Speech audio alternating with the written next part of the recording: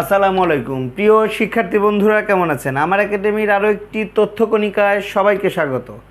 আজকে প্রাচীন বাংলার কিছু জনপদ অর্থাৎ প্রাচীন বাংলার কিছু বিষয় নিয়ে কয়েকটি গুরুত্বপূর্ণ তথ্য শেয়ার করার জন্য আপনাদের সামনে হাজির হলাম। পুরোপুরি এই যে তথ্য কণিকা নিয়ে যে কথাগুলো বলবো এগুলো জানতে অবশ্যই পুরো ভিডিওটি দেখতে হবে। তাহলে কথা না বাড়িয়ে চলুন আমরা আমাদের মূল আলোচনায় চলে যাই। তথ্য কণিকা আজকের বিষয় হচ্ছে বাংলার সর্বপ্রাচীন জনপদ কোনটি? বাংলার সর্বপ্রাচীন জনপদ হচ্ছে পন্ডু।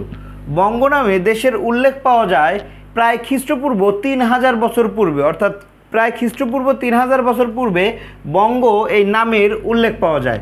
সর্বপ্রথম বঙ্গদেশের নাম পাওয়া যায় ঋগ্বেদের ঐতেরেয় আরণ্যক গ্রন্থে। সুপ্রাচীন বঙ্গদেশের সীমা উল্লেখ রয়েছে ডক্টর নিহার রঞ্জন রায়ের বাঙালির ইতিহাস গ্রন্থে।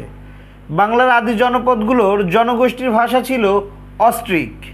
বরেন্দ্র বলতে বোঝায় উত্তরবঙ্গকে। রাজশাহী, রংপুর এই দুইটা জেলার প্রায় বৃহৎ অংশকে বলা হয় বরেন্দ্র। প্রাচীনকালে গঙ্গারিডাই নামে শক্তিশালী রাজ্যটি ছিল।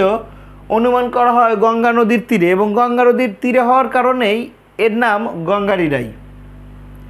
রাজা শশাঙ্কের শাসনামলের পর বঙ্গদেশ যে কয়টি জনপদে বিভক্ত ছিল সেটি হচ্ছে 3টি, অর্থাৎ শশাঙ্কের শাসনামলের পরে বঙ্গদেশকে 3টি জনপদে বিভক্ত করা হয়, একটা পন্ডু, একটা গৌড় এবং একটি বঙ্গ। বঙ্গ এবং গৌড় রাষ্ট্রের নামে দুটি স্বাধীন রাষ্ট্র জন্ম হয় 6ষ্ঠ শতকে এসে। হিউয়েন-সাংয়ের বিবরণ অনুসারে কামরূপে যে জনপদটি ছিল তাকে বলা হয় সমতট।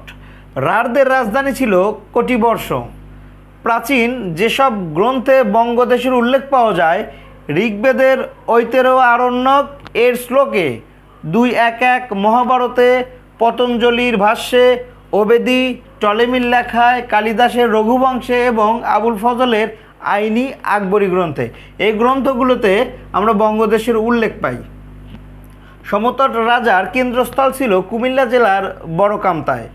প্রাচীন রাঢ় জনপদ অবস্থিত বীরভূম এবং বর্ধমানে। প্রাচীনকালে সমতট বলতে বোঝাতো কুমিল্লা এবং নোয়াখালী অঞ্চলকে। এই প্রশ্নটি চাকরি পরীক্ষায় বারবার এসেছে। বর্তমান বৃহৎ বরিশাল এবং ফরিদপুর এলাকা প্রাচীনকালে বঙ্গ জনপদের অন্তর্ভুক্ত ছিল। সিলেট প্রাচীনকালে ছিল হরিকেল জনপদের অন্তর্ভুক্ত। প্রাচীন বাংলায় বাংলাদেশের পূর্বাংশে অবস্থিত ছিল হরিকেল জনপদ। এই ছিল আজকে প্রাচীন বাংলা নিয়ে তথ্যকণিকার ছোট্ট এবং অতি গুরুত্বপূর্ণ আলোচনাটি কেমন লাগলো অবশ্যই কমেন্টস করে জানাতে ভুলবেন না, এবং পরবর্তী আলোচনা পেতে আমার পেজটি ফলো করে আমার সাথেই থাকুন।